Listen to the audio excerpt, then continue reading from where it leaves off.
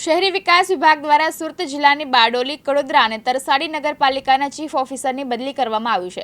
કડોદરાના chief officer Mittal ભાલાળાને Bilimora મુકામે બદલી કરવામાં આવ્યા બાદ કડોદરામાં ચીફ ઓફિસરની જગ્યા ખાલી રહેતા વિકાસના કામોની અસર થવાની શક્યતાઓ છે.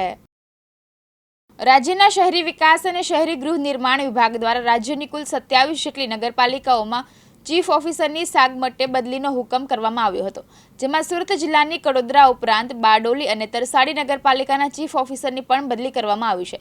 કડોદરાના મિત્તલ ભાલાળાને બિલીમોરા ખાતે, બારડોલીના ચીફ ઓફિસર મિલન પલસાણાને વલસાડ જિલ્લાની પારડી નગરપાલિકા ખાતે અને તરસાડીના ચીફ ઓફિસર પ્રણવ ચૌધરીને બારડોલી નગરપાલિકામાં બદલી કરવામાં આવી છે. જોકે જિલ્લાની 3 નગરપાલિકાઓમાં થયેલી બદલી પૈકી માત્ર બારડોલીમાં જ નવા ચીફ ઓફિસર મૂકવામાં આવ્યા છે, જ્યારે કડોદરા અને તરસાડી નગરપાલિકામાં ચીફ ઓફિસરની જગ્યા ખાલી રહેતા લોકોમાં આશ્ચર્ય ફેલાયું છે. રમેશ ખંભાતી, દિવ્યાંગ ન્યૂઝ, કડોદરા.